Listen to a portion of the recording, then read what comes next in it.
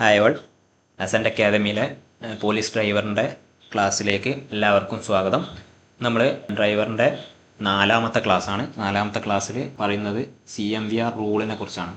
CMVR rule, central motor vehicle റൂളിനെ കുറിച്ചാണ്. Central motor vehicle എന്ന CMVR ആകുമ്പോൾ എന്താണ്, CMVR അല്ലേ. അപ്പോൾ CMVR ഒക്കെ നമ്മളെന്താണ് റൂളിലാണ് പറയാമെന്ന് പറഞ്ഞല്ലേ. നമ്മൾ ആദ്യത്തെ ക്ലാസ്സിൽ നമ്മൾ പറഞ്ഞാണല്ലേ, റൂളായിരിക്കും CMVR റൂൾ. CMVRും KMVRും ഒക്കെ റൂളിലാണ് പറയുക കേട്ടോ.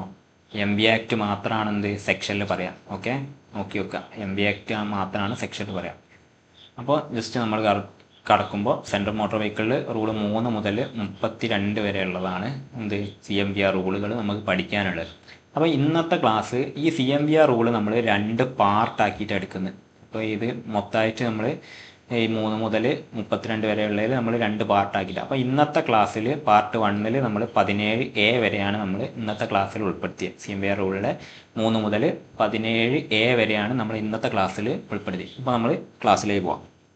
അപ്പോൾ നമ്മൾ CMVR റൂളിലെ ആദ്യത്തെ റൂളായിട്ടുള്ള സെക്ഷൻ 3 നമ്മൾ പഠിക്കുന്നത്. സെക്ഷൻ 3 എന്താ വെച്ചാൽ ജനറൽ ആയിട്ടുള്ള കാര്യങ്ങളെ കുറിച്ച് പറയുന്നതാണ് സെക്ഷൻ 3. സെക്ഷൻ 3ൽ പറയുന്നത് എന്താ വെച്ചാൽ നമ്മൾ ഡ്രൈവിംഗ് ടെസ്റ്റിന് പങ്കെടുക്കുമ്പോൾ നമ്മൾ പരിശീലിക്കുമ്പോൾ ചെയ്യേണ്ട കാര്യങ്ങളെക്കുറിച്ച് പറയുന്നതാണ് എന്ത് റൂള് 3ൽ പറയുന്നത്. റൂള് 3ൽ ഡ്രൈവിംഗ് ടെസ്റ്റിന് പങ്കെടുക്കുമ്പോൾ നമ്മൾ ചെയ്യേണ്ട കുറച്ച് കാര്യങ്ങൾ, അല്ലെങ്കിൽ ആ ടെസ്റ്റിന് പരിശീലിക്കുമ്പോൾ നമ്മൾ ചെയ്യേണ്ട കാര്യങ്ങൾ. അപ്പോൾ നമ്മൾ കാറാണെങ്കിൽ നമ്മൾ എന്ത് ചെയ്യണം, H എഴുതണം. ബസ്സാണെങ്കിൽ എന്ത് ചെയ്യണം, ബസ്സാണെങ്കിൽ നമ്മൾ T എഴുതണം. പിന്നെ ബൈക്കാണെങ്കിൽ നമ്മൾ 8 എഴുതണം അല്ലേ. അപ്പോൾ ഇത് 8 എഴുതുക. പിന്നെ നമ്മൾ റോഡ് ടെസ്റ്റും ഉണ്ടാവും. ഈ സംഭവം പാസ്സാവുകയും റോഡ് ടെസ്റ്റും നമ്മൾ ചെയ്ത് കഴിഞ്ഞാലാണ് നമുക്ക് ലൈസൻസ് കിട്ടുക. അപ്പോൾ ഈ സംഭവങ്ങളൊക്കെ ചെയ്യണമെങ്കിൽ നമ്മൾക്ക് എന്ത് ചെയ്യും, നമ്മളൊരാളെ പഠിപ്പിക്കൂലേ. നമ്മളെ ഒരാൾ പഠിപ്പിക്കും.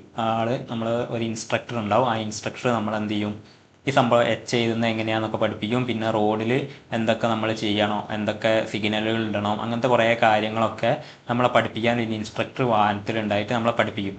അങ്ങനെ പഠിപ്പിക്കുന്നതിന് അതിന് നമ്മൾ പരിശീലനം തരികയാണല്ലോ, നമ്മൾ വാഹനം ഓടിക്കാനുള്ള പരിശീലനം. ആ പരിശീലനത്തിൻ്റെ കാര്യങ്ങളെക്കുറിച്ച് പറയുന്ന റൂളാണെന്ത് റൂള് 3 എന്ന് നോക്കി വെക്കുക.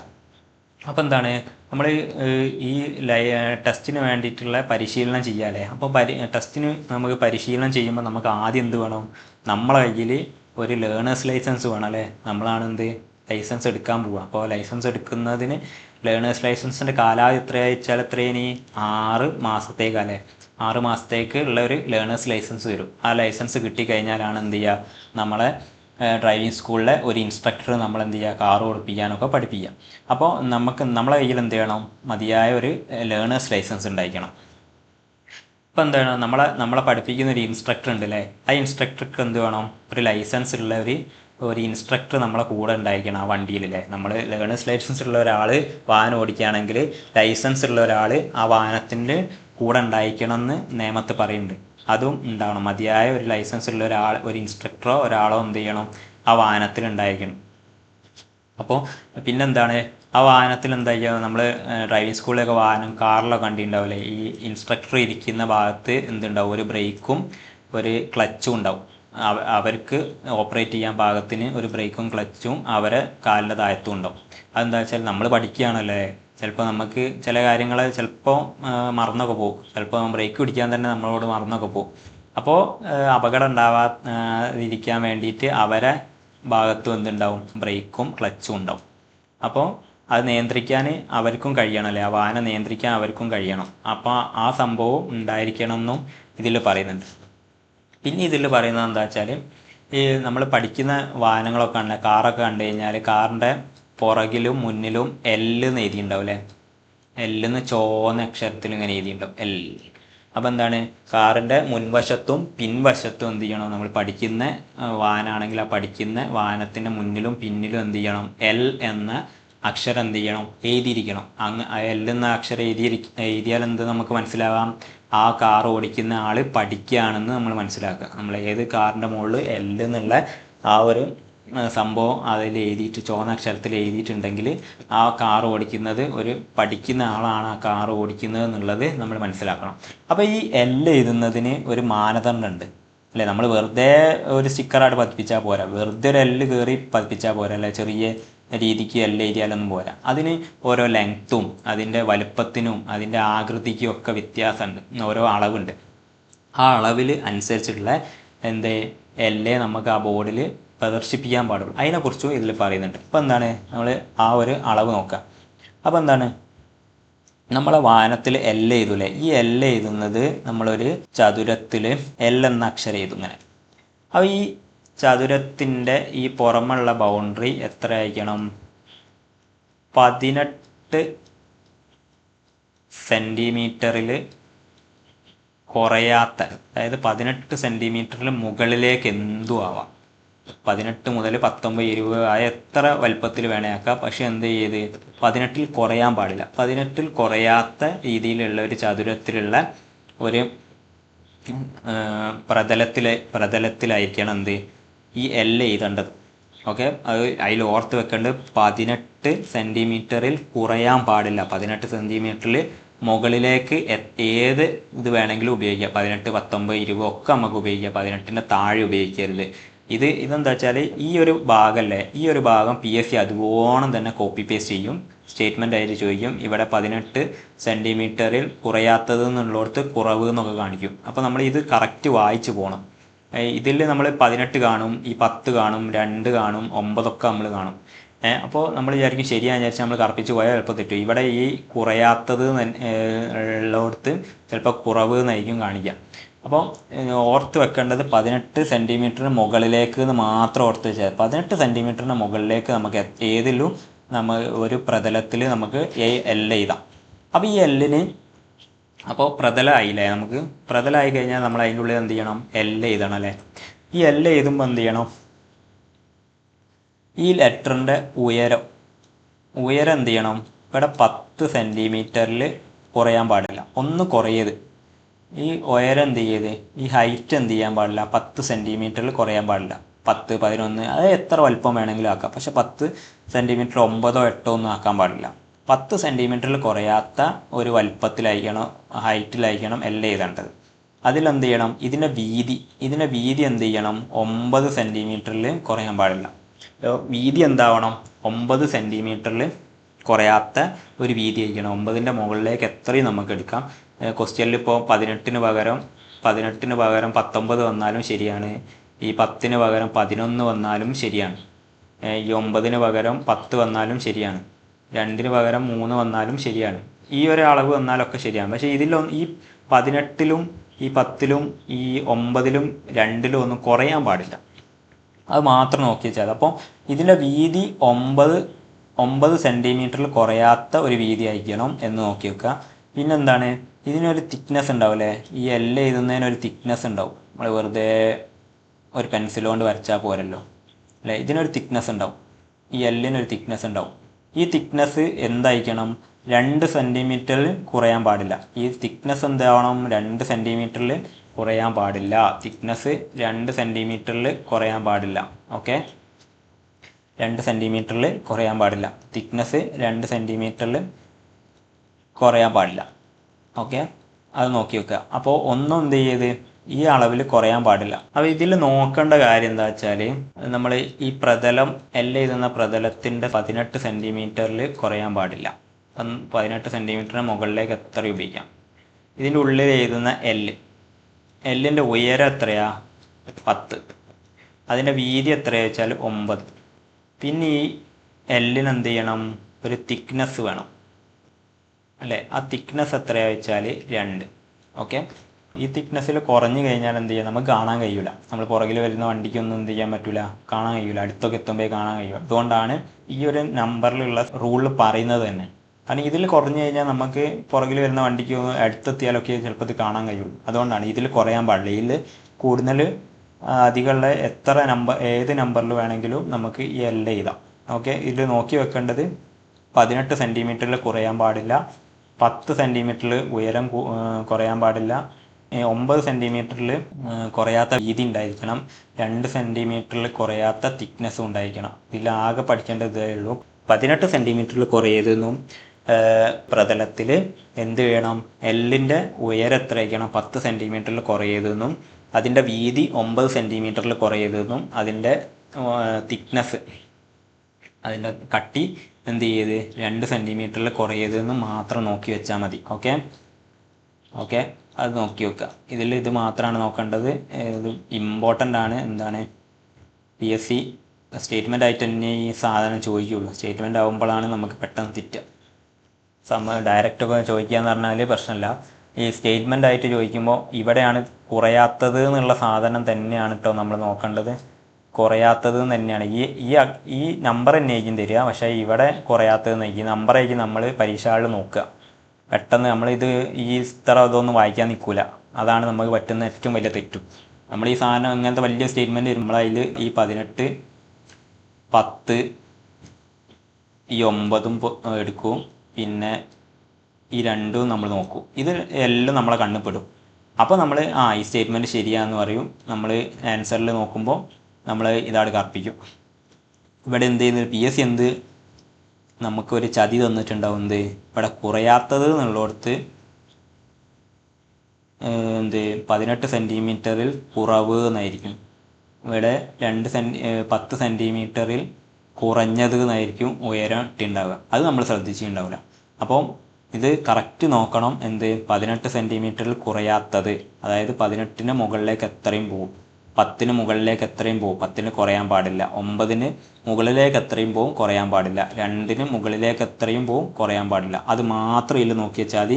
ഇത് വെരി വെരി ഇമ്പോർട്ടൻ്റ് ആയിട്ടുള്ള കാര്യമാണ്. ഇത് മാത്രം നോക്കണം. ഇത് മാത്രം നോക്കിയാലും മതി. ഇത് കറക്റ്റായിട്ട് നോക്കുകയും വേണം. ഓക്കെ, അടുത്ത റൂളാണെന്ത്, റൂള് 4 എന്താണ്, നമുക്ക് നമ്മളെ ലൈസൻസിന് കൊടുക്കുമ്പോൾ നമ്മൾ എന്ത് ചെയ്യും, നമ്മൾ ലൈസൻസിന് കൊടുക്കുമ്പോൾ നമ്മൾ ആധാർ കാർഡോ അല്ലെങ്കിൽ SLC ബുക്കോ ഇങ്ങനത്തെ എന്തെങ്കിലും സാധനം കൊടുത്തിട്ടുണ്ടോ, എന്തിനായിരിക്കും, നമ്മളെ അഡ്രസ്സ് തെളിയിക്കണം, നമ്മളെ വയസ്സ് എത്രയായി, വയസ്സ് 18 വയസ്സായണമെന്നൊക്കെ നമുക്ക് തെളിയിക്കണം. അപ്പോൾ തെളിയിക്കാനുള്ളൊരു രേഖകൾ ഉണ്ടാവില്ലേ, ആ രേഖകളെ കുറിച്ച് പറയുന്ന റൂളാണെന്ത്, റൂള് 4. അതായത് എന്താണ് ലൈസൻസിന് രേഖകൾ. അപ്പോൾ ഏതൊക്കെ രേഖകൾ നമുക്ക് ഹാജരാക്കാം എന്നാണെന്ത് റൂള് 4 പറഞ്ഞത്. ഏതൊക്കെ രേഖകൾ നമ്മൾ ഹാജരാക്കാം, ആധാർ കാർഡ് നമുക്ക് കൊടുക്കാം, ഇലക്ഷൻ ID കൊടുക്കാം, ലൈഫ് ഇൻഷുറൻസിൻ്റെ പോളിസീൻ്റെ ആ ഒരു കാർഡ് കൊടുക്കാം, പാസ്പോർട്ട് കൊടുക്കാം. ഇതൊക്കെ എന്ത് ചെയ്യും നമുക്ക് ഹാജരാക്കാം. സ്കൂൾ സർട്ടിഫിക്കറ്റ്, നമ്മൾ SLC 10ൻ്റെ ഒക്കെ SLC 10ൻ്റെ സർട്ടിഫിക്കറ്റ് കൊടുക്കാം, ജനന സർട്ടിഫിക്കറ്റ് കൊടുക്കാം, സിവിൽ സർജനിന് കുറയാത്ത മെഡിക്കൽ പ്രാക്ടീഷനുള്ള വയസ്സ് തെളിയിക്കുന്ന സർട്ടിഫിക്കറ്റ്, അതായത് ഒരു മെഡിക്കൽ ഓഫീസർ നമ്മളെ വയസ്സ് തെളിയിക്കുന്ന ഒരു സർട്ടിഫിക്കറ്റ് തന്നാലും അതും ഇതിൽ സ്വീകരിക്കും. പിന്നെ തദ്ദേശ സ്ഥാപനത്തിനോ ഗവൺമെൻറ് അങ്ങനെ കേന്ദ്ര ഗവൺമെൻറ് ഓഫീസിൽ നിന്നും ലഭിച്ച പേ സ്ലിപ്പ്, നമ്മൾ സർക്കാർ ഉദ്യോഗസ്ഥനായി കഴിഞ്ഞാൽ നമുക്ക് എന്ത് ചെയ്യും, മാസാമാസം നമുക്ക് ശമ്പളം കിട്ടുമ്പോൾ ഒരു പേ സ്ലിപ്പ് കിട്ടൂലേ, ആ പേ സ്ലിപ്പ് നമുക്ക് എന്ത് ചെയ്യാം, ഇതിന് ലൈസൻസിന് വേണ്ടിയിട്ട് നമുക്ക് ഹാജരാക്കാം. പിന്നെന്താണ്, നമ്മളെ സർക്കാർ വേറെ ഏതെങ്കിലും രേഖകൾ പറഞ്ഞിട്ടുണ്ടെങ്കിൽ ആ രേഖകളും നമുക്ക് എന്ത് ചെയ്യാം, ഹാജരാക്കാം. പിന്നെ ഇതിൽ ഈ ഒരു സംഭവം ഒന്ന് ജസ്റ്റ് ഒന്ന് നോക്കി വെക്കണം. വിദേശികളാണെങ്കിൽ എന്ത് ചെയ്യണം, പ്രൂഫ് ഓഫ് റെസിഡൻസിന് പുറമെ പ്രൂഫ് ഓഫ് ലീഗൽ പ്രസൻസ് കൂടി എന്ത് ചെയ്യണം, വേണം. ആ ഒരു സംഭവം വിദേശികളാണെങ്കിൽ വേണം, അത് നോക്കി വെക്കാം. പിന്നെ ഈ നമ്മൾ മുകളിൽ പറഞ്ഞ ഇങ്ങനത്തെ സംഭവങ്ങളൊന്നും നമ്മളെ കയ്യിലില്ല, നമ്മൾ ആധാറോ ഒരു സാധനം ഇല്ലാത്ത അവസ്ഥയാണെങ്കിൽ നമുക്ക് ഈ രേഖകൾ ഒന്നും തെളിയിക്കാൻ പറ്റിയില്ലെങ്കിൽ നമ്മൾ എന്ത് ചെയ്യാം, വയസ്സും വിലാസവും തെളിയിക്കുന്നതിനായിട്ട് എന്ത് ചെയ്യാം, എക്സിക്യൂട്ടീവ് മജിസ്ട്രേറ്റോ അല്ലെങ്കിൽ ഫസ്റ്റ് ക്ലാസ് ജുഡീഷ്യൽ മജിസ്ട്രേറ്റോ അല്ലെങ്കിൽ നോട്ടറി ഒരു സത്യവാങ്മൂലം എന്ത് ചെയ്യാം, ഒരു സത്യവാങ്മൂലം എന്ത് ചെയ്യാം, ഒരു ലൈസൻസിങ് അതോറിറ്റിക്ക് നൽകാം. അതായത് ഈ ഒരു എക്സിക്യൂട്ടീവ് മജിസ്ട്രേറ്റോ ഫസ്റ്റ് ക്ലാസ് ജുഡീഷ്യൽ മജിസ്ട്രേറ്റോ അല്ലെങ്കിൽ നോട്ടറിയോ ഒരു സത്യവാങ്മൂലം നമുക്ക് എഴുതി തന്നാൽ അത് എന്ത് ചെയ്യാം, നമുക്ക് ഈ അതോറിറ്റിക്ക് നൽകിയാലും മതി. അതായത് ഈ മുകളിലുള്ള ഒരു സാധനം നമ്മളെ കയ്യിലില്ലെങ്കിൽ ഇതും എന്ത് ചെയ്യാം, നമുക്ക് ഉപയോഗിക്കാം. ഇത് ജസ്റ്റ് ഒന്ന് വായിച്ചു വിട്ടാൽ മതി, നമ്മൾ ഇതിൽ നോക്കണ്ട, ജസ്റ്റ് ഒന്ന് വായിച്ചു വിട്ടാൽ മതി. Okay, അടുത്തതാണെന്ത്, rule 5. റൂൾ 5 എന്താണ്, റൂൾ 5 മെഡിക്കൽ സർട്ടിഫിക്കറ്റിനെ കുറിച്ചാണ് പറയുന്നത്. മെഡിക്കൽ സർട്ടിഫിക്കറ്റിനെ കുറിച്ച് പറയുന്ന റൂളാണെന്ത്, റൂള് 5. അപ്പോൾ എന്താണ്, നമ്മളെ ഹോസ്പിറ്റലിൽ, നമ്മൾ ഗവൺമെൻറ് ഹോസ്പിറ്റലിലൊക്കെ പോയാൽ അല്ലെ ഹെൽത്ത് സെൻറ്ററിലൊക്കെ പോയാൽ നമ്മളെന്താണ് 5 ഉറുപ്പ്യേൻ്റെ ടോക്കൺ എടുക്കൂലേ, 5 ഉറുപ്പ്യ കൊടുത്താൽ ടോക്കൺ കിട്ടും അല്ലേ. 5 റുപ്യ എടുത്താൽ ടോക്കൺ കിട്ടും. 5 റുപ്യ കൊടുത്താൽ എന്താണ് ടോക്കൺ കിട്ടുക. അപ്പോൾ എന്താണ് നമ്മൾ മെഡിക്കൽ പരമായിട്ടുള്ള കാര്യങ്ങൾക്ക് പോയപ്പോൾ നമ്മൾ 5 റുപ്യ കൊടുത്തു. 5 റുപ്യ കൊടുത്തപ്പോൾ മെഡിക്കൽ സർട്ടിഫിക്കറ്റ്. ഓക്കെ, അപ്പോൾ മെഡിക്കൽ സർട്ടിഫിക്കറ്റിൻ്റെ റൂൾ എത്രയാണെന്ന് വെച്ചാൽ 5 എന്താണ് മെഡിക്കൽ എന്നിങ്ങനെ ഓർക്കുക. അപ്പോൾ മെഡിക്കൽ സർട്ടിഫിക്കറ്റ് അല്ലെ മെഡിക്കൽ എന്താണ് നമ്മൾ ആശുപത്രിയിലൊക്കെ ഗവൺമെൻറ് ഹോസ്പിറ്റലൊക്കെ പോയാൽ നമ്മൾ 5 റുപ്യേൻ്റെ ടോക്കണാണ് എടുക്കുക. ഓക്കെ, ഓർത്ത് വെക്കുക. അപ്പോൾ മെഡിക്കൽ സർട്ടിഫിക്കറ്റ് 5, റൂൾ 5. ഈ റൂള് ചിലപ്പം ചോദിക്കും. മെഡിക്കൽ സർട്ടിഫിക്കറ്റിൻ്റെ റൂള് PSC ചോദിക്കാൻ ചാൻസ് ഉണ്ട്. അതുകൊണ്ടാണ് ഞാൻ ഇതിങ്ങനെ പറഞ്ഞത്. 5 റുപ്യേൻ്റെ ടോക്കൺ മെഡിക്കൽ സർട്ടിഫിക്കറ്റ് എന്ന് ഓർത്ത് വെക്കുക. ഓക്കെ, അപ്പോൾ മെഡിക്കൽ സർട്ടിഫിക്കറ്റിനെ കുറിച്ച് പ്രതിപാദിക്കുന്ന റൂളാണെന്ത്, റൂൾ 5.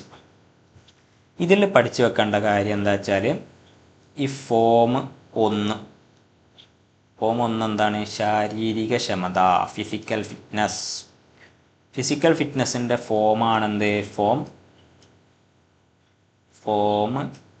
1. ഓക്കെ, ഫോം 1 എന്താണെന്ന് വെച്ചാൽ നമുക്ക് ലേണേഴ്സ് ലൈസൻസോ അല്ലെങ്കിൽ ഡ്രൈവിംഗ് ലൈസൻസോ അല്ലെങ്കിൽ ഇപ്പോൾ നമ്മൾ ലൈസൻസിലും വേറൊരു വാഹനോടെ കൂട്ടിച്ചേർക്കുക. ഇപ്പോൾ കാറൊക്കെ ഓടിക്കുന്ന LMV ഉണ്ടെങ്കിൽ നമ്മൾ 20 വയസ്സ് കഴിഞ്ഞാൽ എന്ത് ചെയ്യും, നമ്മൾ ഹെവിയൊക്കെ എടുക്കും. അപ്പോൾ അത് കൂട്ടിച്ചേർക്കുക, വേറൊരു വാഹനം കൂട്ടിച്ചേർക്കുകയാണ്.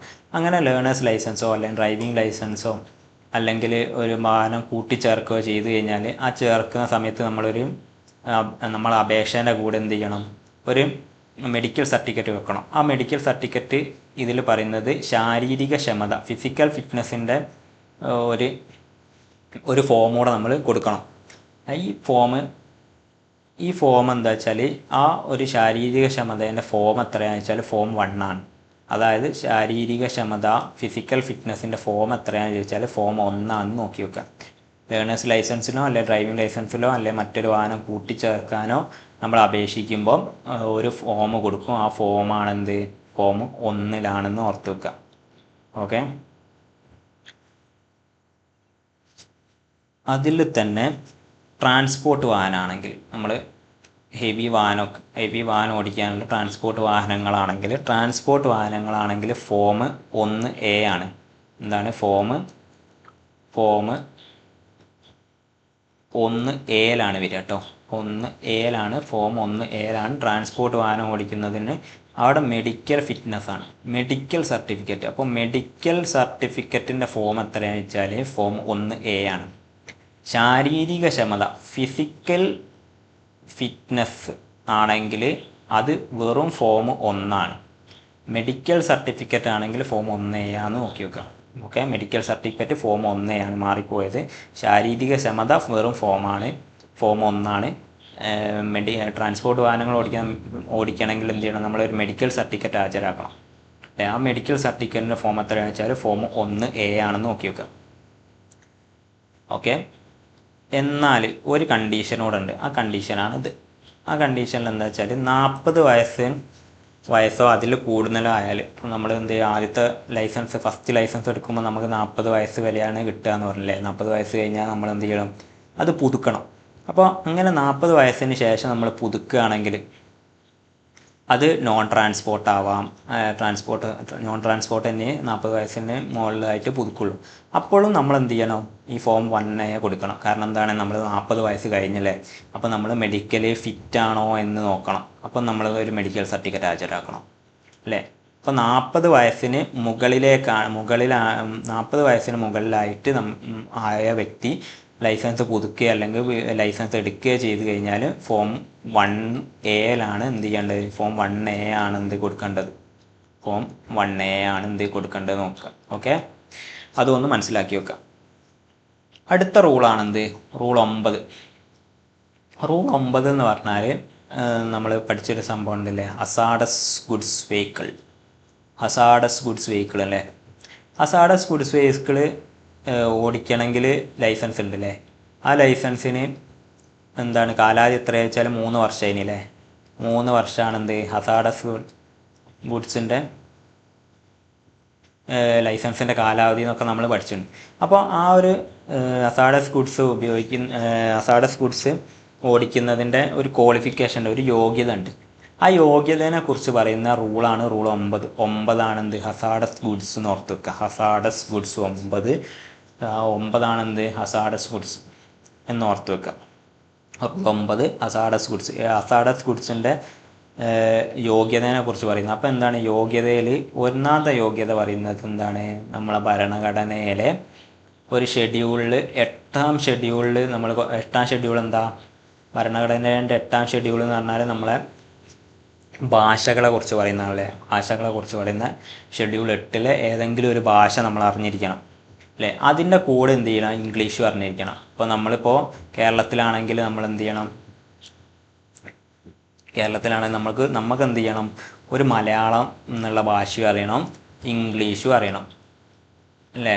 അല്ലെങ്കിൽ ഏതെങ്കിലും ഒരു ഭാഷ ഇംഗ്ലീഷ് അറിയണം, ഇംഗ്ലീഷിൻ്റെ കൂടെ ഹിന്ദിയോ തമിഴോ തെലുങ്കോ ഏതെങ്കിലും ഒരു ഭാഷകൾ നമ്മൾ അറിഞ്ഞിരിക്കണം. അതായത് ഭരണഘടനയിലെ ഷെഡ്യൂൾ 8 പറയുന്ന ഏതെങ്കിലും ഒരു ഭാഷ നമ്മൾ എന്ത് ചെയ്യണം, അറിഞ്ഞിരിക്കണം. ഈ സംഭവം നമ്മൾ അസാഡസ് ഗുഡ്സ് ഓടിക്കാനുള്ള യോഗ്യതയിൽ ഒന്നാമത്തെ യോഗ്യതയാണ് ഇത്. പിന്നെ എന്ത് ചെയ്യണം, അസാഡസ് ഗുഡ്സ് നമ്മൾ എന്താണ് നമ്മൾ സാധാ 8 7 ഒക്കെ എഴുതും പോലെ, അല്ലെങ്കിൽ 8 അല്ലെങ്കിൽ H T എഴുതിയിട്ട് കിട്ടുന്ന ഒരു സംഭവം അല്ല എന്ത് അസാഡസ് ഗുഡ്സിൻ്റെ ലൈസൻസ്. അപ്പോൾ അതിന് ഗവൺമെൻറ് ഒരു കോഴ്സ് നിർദ്ദേശിച്ചാണ്, ഒരു സർട്ടിഫിക്കറ്റ് കിട്ടും. ആ സർട്ടിഫിക്കറ്റാണ് എന്ത് ഈ അസാഡസ് ഗുഡ്സിൻ്റെ ലൈസൻസ് പറയുന്നത്. അപ്പോൾ ഇതിനൊരു കോഴ്സിന് കാലാവധി ഉണ്ട്. ഈ കോഴ്സിൻ്റെ കാലാവധി എത്രയാണെന്ന് വെച്ചാൽ 3 ദിവസമാണ്. 3 ദിവസമാണ് ഈ കോഴ്സിൻ്റെ കാലാവധി. അപ്പോൾ ഈ കോഴ്സ് നമ്മളിപ്പോൾ അസാഡസ് ഗുഡ്സ് ലൈസൻസ് ഒക്കെ എടുക്കണമെങ്കിൽ നമുക്കിപ്പോൾ കേരളത്തിൽ എവിടെ പോകണമെന്ന് വെച്ചാൽ നമ്മൾ എടപ്പാളിലുള്ള IDTR ഉണ്ടല്ലേ, IDTR പോയാൽ നമുക്ക് ഈ കോഴ്സ് കിട്ടും. IDTR പോയാൽ ഈ കോഴ്സ് കിട്ടും, ഈ ഹസാഡസ് ഗുഡ്സ് ലൈസൻസിൻ്റെ കോഴ്സ് കിട്ടും. അത് 3 ദിവസത്തെ കോഴ്സാണ്. ആ 3 ദിവസത്തെ കോഴ്സ് കഴിഞ്ഞാൽ നമുക്ക് അവിടെ നിന്ന് ഒരു സർട്ടിഫിക്കറ്റ് കിട്ടും. ആ സർട്ടിഫിക്കറ്റാണ് എന്ത് ഈ ഹസാഡസ് ഗുഡ്സ് ലൈസൻസ് എന്ന് പറയുന്ന സാധനം. ആ സർട്ടിഫിക്കറ്റ് നമ്മൾ RTO കൊടുത്തു കഴിഞ്ഞാൽ അത് നമുക്ക് നമ്മളെ കയ്യിലുള്ള ലൈസൻസിലേക്ക് ഓല് എൻ്റർ ചെയ്ത് തരും. അല്ലെങ്കിൽ ആ സർട്ടിഫിക്കറ്റാണ് നമ്മളെ ഈ ഹസാഡസ് ഗുഡ്സിൻ്റെ ലൈസൻസ് എന്ന് പറയുന്നത്. അപ്പോൾ ആ ലൈസൻസ് എടുക്കാൻ വേണ്ടിയിട്ടുള്ള ഒരു കോഴ്സ് ഉണ്ട്. ആ കോഴ്സിൻ്റെ കാലാവധി ചോദിച്ചാൽ 3 ദിവസമാണ്. 3 ദിവസമാണ് എന്ത് ഹസാഡസ് ഗുഡ്സ് ലൈസൻസിൻ്റെ കാലാവധി എന്ന് ഓർത്ത് വെക്കാം. ഓക്കെ, അത് ഞാൻ പറഞ്ഞ IDTR ഉണ്ട്, എടപ്പാളിലുള്ള IDTR എന്ത് ചെയ്യണം, ഈ കോഴ്സ് ഉണ്ട്. അത് നോക്കിയേക്കുക. അതാണ് എന്ത് റൂൾ 9 ഹസാഡസ് ഗുഡ്സിൻ്റെ യോഗ്യത എന്ന് പറയും. യോഗ്യതയിൽ എന്ത് ചെയ്യണം, എഴുതാനും എന്താണ് ഭരണഘടനയിൽ പറയുന്ന ഷെഡ്യൂൾ 8 പറയുന്ന ഏതെങ്കിലും ഒരു ഭാഷ അറിഞ്ഞിരിക്കണം. അതിൻ്റെ കൂടെ ഇംഗ്ലീഷ് എഴുതാനും വായിക്കാനും അറിഞ്ഞിരിക്കണം. പിന്നെ എന്ത് ചെയ്യണം, ഈ ഗവൺമെൻറ് പറഞ്ഞിരിക്കുന്ന ഈ ഒരു കോഴ്സ് 3 ദിവസത്തെ ഈ കോഴ്സ് എന്ത് ചെയ്യണം, അറ്റൻഡ് ചെയ്തിട്ട് അതിൻ്റെ സർട്ടിഫിക്കറ്റ് കൂടെ കിട്ടണം എന്ന് നോക്കി വെക്കാം. അടുത്തതാണ് എന്ത് റൂള് 15. റൂള് 15 പറഞ്ഞാൽ ഡ്രൈവിംഗ് ടെസ്റ്റിനെ കുറിച്ച് പറയുന്നതാണ് എന്ത് റൂള് 15 ആണ് എന്ത് ഡ്രൈവിംഗ് ടെസ്റ്റിനെ കുറിച്ച് പറയുന്നതാണ് എന്ത് റൂള് 15. അപ്പോൾ എന്താണ് ഇവിടെ നോക്കേണ്ടത്, ലേണേഴ്സ് ലൈസൻസ് ലഭിച്ചത് കുറഞ്ഞത് 30 ദിവസം കഴിഞ്ഞ് എന്ത് ചെയ്യാൻ പറ്റുള്ളൂ, ഡ്രൈവിംഗ് ടെസ്റ്റിന് പങ്കെടുക്കാൻ പറ്റുള്ളൂ. ഇപ്പോൾ നമ്മൾ ലേണേഴ്സ് ലൈസൻസ് കിട്ടി, നമ്മൾ പിറ്റേ ദിവസം തന്നെ ലൈസൻസ് എടുക്കുക എന്ന് പറഞ്ഞു കഴിഞ്ഞാൽ കിട്ടൂല. അപ്പോൾ നമുക്ക് എത്ര നമ്മൾ വണ്ടി ഓടിക്കാൻ അറിയുന്ന എത്ര വലിയ ഡ്രൈവറാണെങ്കിലും എനിക്ക് പിറ്റേ ദിവസം തന്നെ ലൈസൻസ് വേണമെന്ന് പറഞ്ഞാൽ കിട്ടൂല. എന്ത് ചെയ്യണം, 30 ദിവസം വെയിറ്റ് ചെയ്യണം.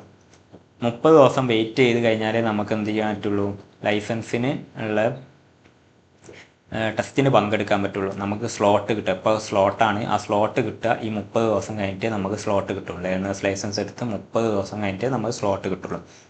അടുത്തതാണ് എന്ത് ഇതിൽ റൂള് 15(3) പറയുന്നത് എന്താ വെച്ചാൽ, നമ്മൾ ഇപ്പോൾ ഡ്രൈവിംഗ് ടെസ്റ്റിന് പങ്കെടുക്കുകയാണല്ലോ അല്ലേ.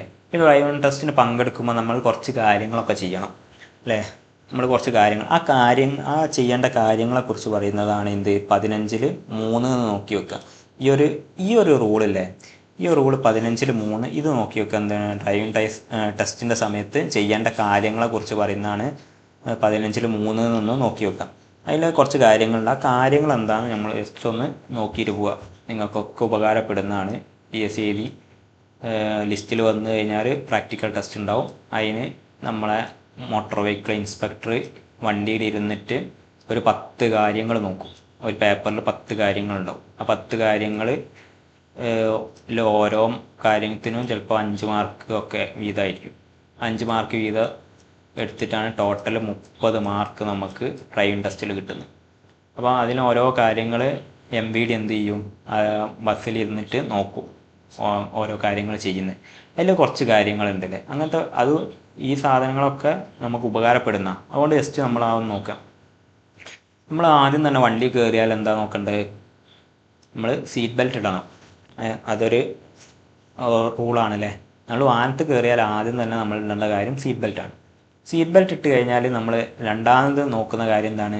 നമ്മളെ രണ്ട് ഭാഗത്തുള്ള വാഹനത്തിൻ്റെ രണ്ട് ഭാഗത്തുള്ള റിയർ വ്യൂ മിററുകളിലെ നമ്മളെ കണ്ണാടികൾ ശരിയാണോ, നമുക്ക് കാണാൻ പറ്റുന്ന രീതിയിലാണോ, അല്ലെങ്കിൽ നമ്മളത് റെഡിയാക്കി നമുക്ക് പറ്റുന്ന രീതിയിൽ നമ്മൾ മാറ്റി വെക്കുക. അതാണ് നമ്മൾ ആദ്യം ചെയ്യേണ്ട കാര്യം. രണ്ടാമത് എന്താണ്? രണ്ടാമത് നമ്മൾ എന്താണ്, നമ്മൾ എൻജിൻ സ്റ്റാർട്ടാക്കാൻ പോവുകയാണല്ലേ. എൻജിൻ സ്റ്റാർട്ടാക്കുന്നതിന് മുമ്പേ നമ്മൾ എല്ലാ കാര്യങ്ങളും പെർഫെക്റ്റ് ആണ്, ഓക്കെ, ബ്രേക്ക് ഉണ്ട്, അല്ലെങ്കിൽ സൈഡിലൊന്നും ആരുമില്ല, അല്ലെങ്കിൽ വാഹനത്തിൻ്റെ അടിയിൽ ഒന്നുമില്ല, ഒരു സംഭവം ഒന്നുമില്ല, നമ്മൾ വണ്ടി സ്റ്റാർട്ടായി കഴിഞ്ഞാൽ വേറെ ഒന്നും സംഭവിക്കില്ല എന്നുള്ള എല്ലാ മുൻകരുതലുകളും എടുത്തിട്ട് എന്ത് ചെയ്യണം? എടുത്തിട്ട് നമ്മൾ വണ്ടി സ്റ്റാർട്ടാക്കാവും അല്ലേ. അപ്പോൾ എൻജിൻ സ്റ്റാർട്ടാക്കുന്നതിന് മുമ്പ് എന്ത് ചെയ്യണം?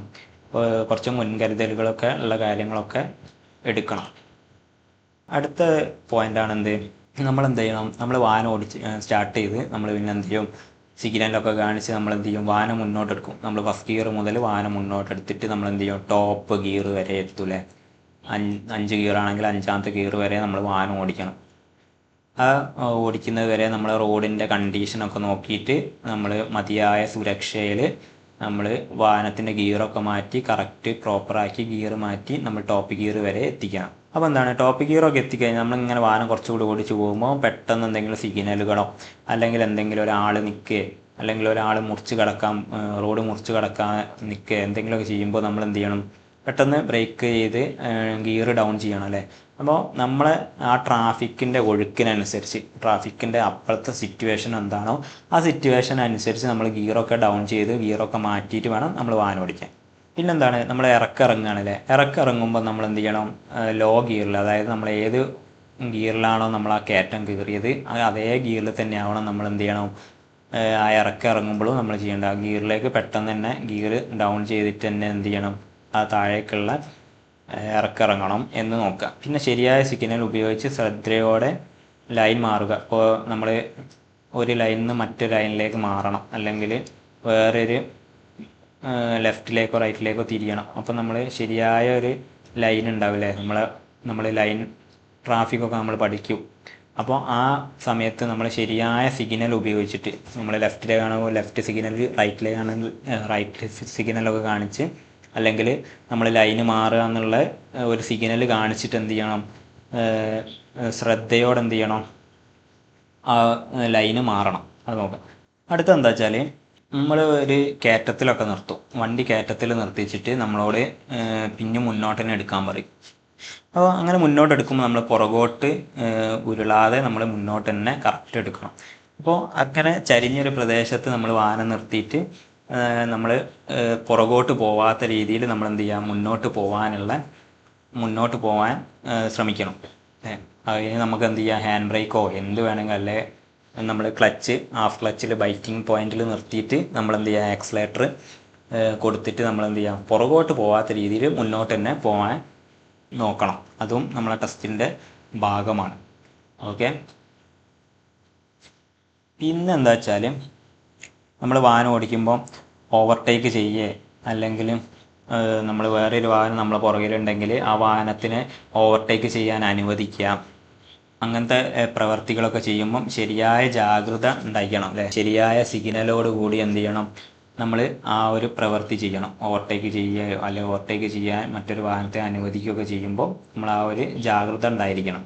പിന്നെന്താണ്, ഉചിതമായ സമയത്ത് ഉചിതമായ സിഗ്നലുകളിലെ ശരിയായ സമയത്ത് ശരിയായ നമുക്ക് പറഞ്ഞ സിഗ്നലുണ്ട്. ഇപ്പോൾ റൈറ്റ് സിഗ്നലാണെങ്കിലും സ്റ്റോപ്പ് സിഗ്നലാണെങ്കിലും സ്ലോ ഡൗണിങ് ആണെങ്കിലും അതൊക്കെ ശരിയായ സമയത്ത് ശരിയായ രീതിയിൽ തന്നെ എന്ത് ചെയ്യണം? നമ്മൾ കൈകൊണ്ടോ അല്ലെങ്കിൽ നമ്മളിപ്പോൾ ലെഫ്റ്റ് റൈറ്റ് ഒക്കെ ആണെങ്കിൽ നമ്മൾ ഇൻഡിക്കേറ്ററൊക്കെ ഇടാം അല്ലേ. ആ ഇൻഡിക്കേറ്ററൊക്കെ ശരിയായ സമയത്ത് നമ്മൾ കാണിക്കണം അല്ലേ. അല്ലാതെ നമ്മൾ തിരിഞ്ഞു കഴിഞ്ഞിട്ട് നമ്മൾ ഇൻഡിക്കേറ്റർ ഇട്ട് കാര്യമില്ല അല്ലേ. നമ്മൾ തിരിയുന്നതിൻ്റെ കുറച്ച് മുമ്പ് തന്നെ എന്ത് ചെയ്യണം? നമ്മൾ ഇൻഡിക്കേറ്റർ ഇട്ടിട്ട് പുറകിലുള്ള വാഹനത്തിന് അവർക്ക് എന്ത് ചെയ്യണം? മനസ്സിലാവണം നമ്മൾ തിരിയാൻ പോവുകയെന്ന്. ആ ഒരു സമയത്തിന് ഉള്ളിൽ തന്നെ നമ്മൾ സിഗ്നൽ ഇട്ടിട്ട് വേണം നമ്മൾ ലെഫ്റ്റോ റൈറ്റോ ഒക്കെ തിരികെ നിർത്തുകയാണെങ്കിലൊക്കെ അങ്ങനെ. ഓക്കെ, അപ്പോൾ അതും നോക്കണം. പിന്നെന്താണ്, വേഗത നിയന്ത്രിക്കണം, റിയർ മിറർ ശരിയായിട്ട് ഉപയോഗിക്കണം, ഇടത്തോട്ടോ വലത്തോട്ടോ തിരിയുന്നത് മുമ്പ് ശരിയായ സ്ഥാനത്ത് നിർത്തുക, വലത് കോർണറുകൾ എന്ത് ചെയ്യാം, കട്ട് ചെയ്യുന്നത് ഒഴിവാക്കുക, പിന്നെ ഇടത് വലത് മാറി മാറി നോക്കുക, ഇടതും വലതും ഒക്കെ എന്ത് ചെയ്യണം, മാറി മാറി ശ്രദ്ധിക്കണം അല്ലേ. നമ്മൾ വാഹനം ഓടിക്കുമ്പോൾ ഇടത്തോട്ടും വലത്തോട്ടും ഒക്കെ നോക്കി കുഴപ്പമൊന്നുമില്ല ജാഗ്രതയോടെ പോകണം. ഓക്കെ, അതും നോക്കി വെക്കുക. പിന്നെ നമ്മൾ വാഹനം ഓടിക്കുമ്പോൾ ഡ്രൈവിങ് തന്നെ ആയിരിക്കണം നമ്മളെ ശ്രദ്ധ. പിന്നെ കാൽനട യാത്രക്കാരോ അല്ലെങ്കിൽ മറ്റു വാഹനം ഉപയോഗിക്കുന്നതോ അല്ലെങ്കിൽ റോഡ് ഉപയോഗിക്കുന്ന ഏതൊരു വ്യക്തിയോ ഏതൊരു സംഭവമാണെങ്കിലും അതിന് സുരക്ഷിതമായ മതിയായ പരിഗണനയും മര്യാദയും എന്ത് ചെയ്യണം, നമ്മൾ റോഡിൽ കാണിക്കണം.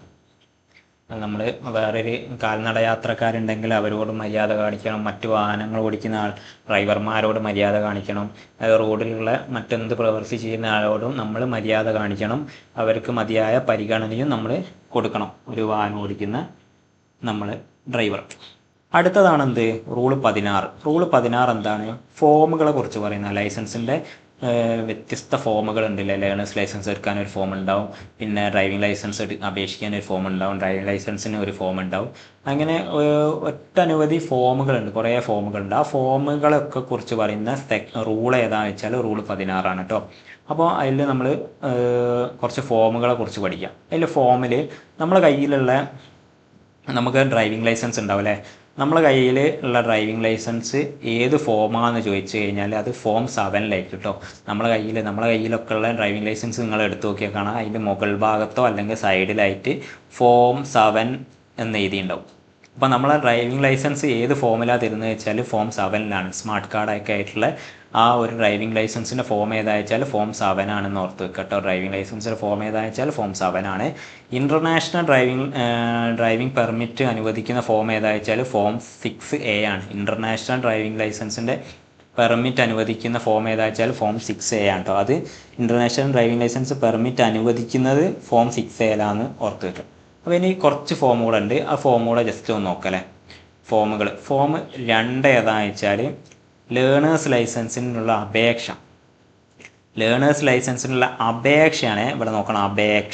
അപേക്ഷ ഫോം 2 ഓർത്ത് വെക്കണം. PYQ ആണ് കേട്ടോ, PYQ ആണ് ഈ ക്വസ്റ്റ്യൻ. ഓക്കെ, PYQ ആണ് ക്വസ്റ്റ്യൻ.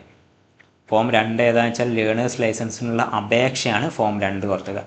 ഫോം 3 ഏതാണെന്ന് വെച്ചാൽ ലേണേഴ്സ് ലൈസൻസാണ്. അപ്പോൾ ഞാൻ നേരത്തെ പറഞ്ഞില്ലേ, നമ്മളെ ഡ്രൈവിംഗ് ലൈസൻസ് എന്തിലാണ് പ്രിൻ്റ് ചെയ്തില്ല, ഫോം 7 അപ്പോൾ നമ്മൾ ലേണേഴ്സ് ലൈസൻസ് കിട്ടിയൊരു പേപ്പർ ഉണ്ടാവും, ഒരു റോസ് കളറിലുള്ള ഒരു പേപ്പറായിരിക്കും. ഇപ്പോൾ എങ്ങനെയാണെന്ന് അറിയില്ല, ആദ്യം റോസ് കളറിലുള്ള ഒരു പേപ്പറായിരിക്കും. നമുക്ക് ടെസ്റ്റ് പാസ്സായി കഴിഞ്ഞാൽ, ലേണേഴ്സ് ലൈസൻസിൻ്റെ ടെസ്റ്റ് പാസ്സായി കഴിഞ്ഞാൽ ഒരു റോസ് പേപ്പറിൽ ഒരു ലൈസൻസ്, അതാണ് ലേണേഴ്സ് ലൈസൻസ്. ആ ലൈസൻസ് തരുന്ന ആ ഫോം ഏതാണെന്ന് വെച്ചാൽ ഫോം 3 ആയിരിക്കും കേട്ടോ. ഫോം 3 ലേണേഴ്സ് ലൈസൻസ് നമുക്ക് തരാം. അടുത്ത ഫോമാണ് ഫോം 4. ഫോം 4 ഏതാണെന്ന് വെച്ചാൽ ഡ്രൈവിംഗ് ലൈസൻസിനുള്ള അപേക്ഷ. ഈ ലേണേഴ്സ് ലൈസൻസ് കിട്ടി നമ്മൾ ലൈസൻസ് ടെസ്റ്റൊക്കെ പാസ്സായി കഴിഞ്ഞാൽ നമ്മൾ ഡ്രൈവിംഗ് ലൈസൻസ് കിട്ടും. ആ ലൈസൻസിന് നമുക്ക് ഒരു അപേക്ഷ കൂടെ കൊടുക്കണം. ആ അപേക്ഷയാണ് എന്ത്, അപേക്ഷയുടെ ഫോം എത്രയാണെന്ന് വെച്ചാൽ ഫോം 4 കേട്ടോ. ഫോം 4 എന്ത്, ഡ്രൈവിംഗ് ലൈസൻസിൻ്റെ അപേക്ഷയാണ് ഫോം 4. പിന്നെ ഫോം 5 ഇമ്പോർട്ടൻ്റ് ഒന്നല്ല, നമുക്ക് ഈ 3 ഇമ്പോർട്ടൻ്റ്. Form 2, form 3, form 4. ഇതിൽ നിന്നാണ് PSC ക്വസ്റ്റ്യനും ചോദിക്കുന്നത്. പിന്നുള്ള ഫോമാണ് ഫോം 6. ഫോം 6 എന്ന് പറഞ്ഞാൽ ഡ്രൈവിംഗ് ലൈസൻസ് പുതുക്കൽ അല്ലെങ്കിൽ ലൈസൻസിൽ മറ്റൊരു ക്ലാസ് വാഹനം കൂട്ടിച്ചേർക്കുന്നതിന് വേണ്ട ഫോമാണ് ഫോം 6. ഓക്കെ, ഫോം 6 ആണ്, അത് നോക്കിക്കുക. ഫോം 6A എന്താ, ഫോം 6A എന്നതിൻ്റെ ഇൻ്റർനാഷണൽ ഡ്രൈവിംഗ് ലൈസൻസിൻ്റെ പെർമിറ്റിനുള്ള അപേക്ഷയാണ് എന്ത്, ഫോം 6A അപേക്ഷ. ഓക്കെ, അപ്പോൾ അടുത്തതാണ് എന്ത്, ഫോം 8. ഫോം 8 എന്താ വെച്ചാൽ ഒന്നോ അതിലധികമോ ക്ലാസ് വാഹനങ്ങൾ ഡ്രൈവിംഗ് ലൈസൻസിൽ നിന്നും സ്ഥിരമായിട്ട് മാറ്റുക. അപ്പോൾ നമ്മൾ ലൈസൻസിൽ നമുക്കിപ്പോൾ എന്ത് ചെയ്യണ്ട, എനിക്കിപ്പോൾ വണ്ടിയില്ല, ഞാനിപ്പോൾ ബൈക്ക് ഒഴിവാക്കി, ഞാൻ ഇനി ബൈക്ക് ഓടിക്കുന്നില്ല, അങ്ങനെ നമ്മൾ വിചാരിക്കുകയാണെങ്കിൽ എനിക്കിപ്പോൾ ആ ബൈക്കിൻ്റെ സാധനം എൻ്റെ ലൈസൻസിൽ വേണ്ട നമ്മൾ വിചാരിക്കുക.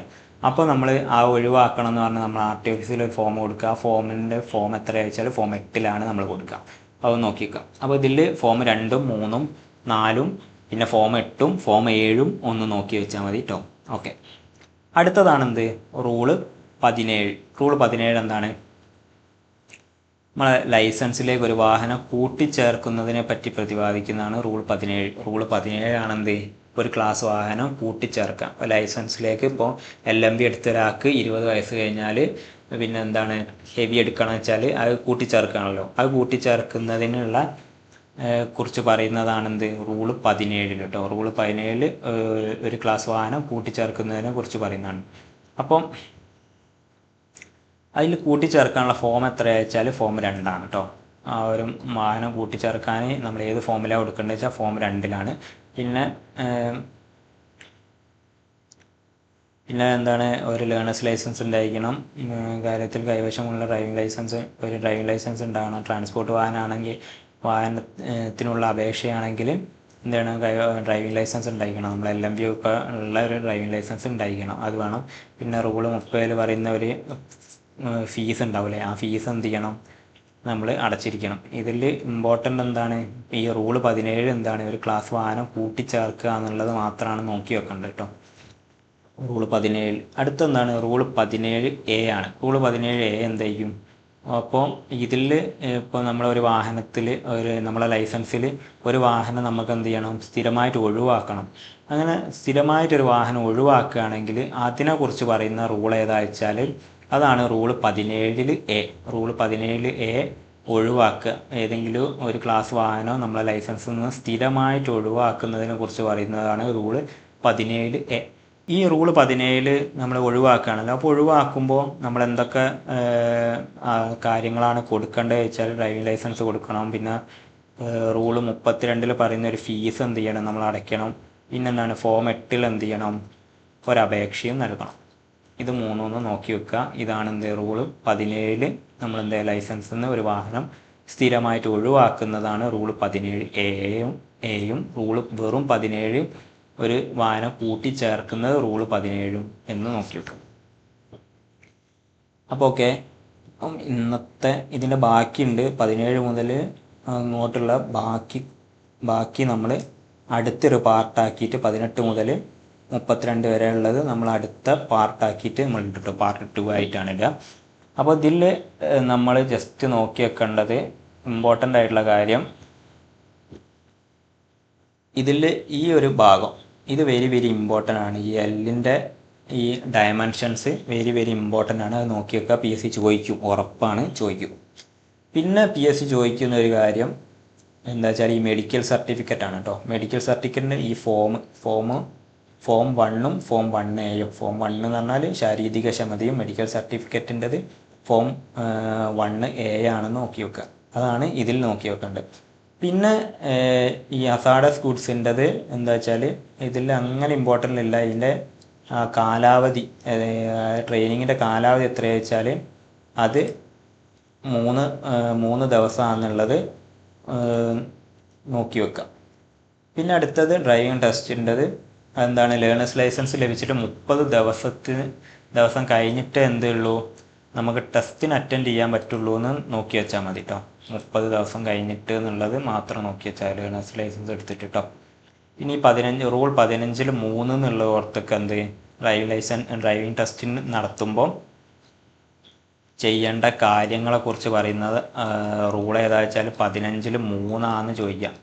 PSC ചോദിക്കും ഈ ഒരു സംഭവം.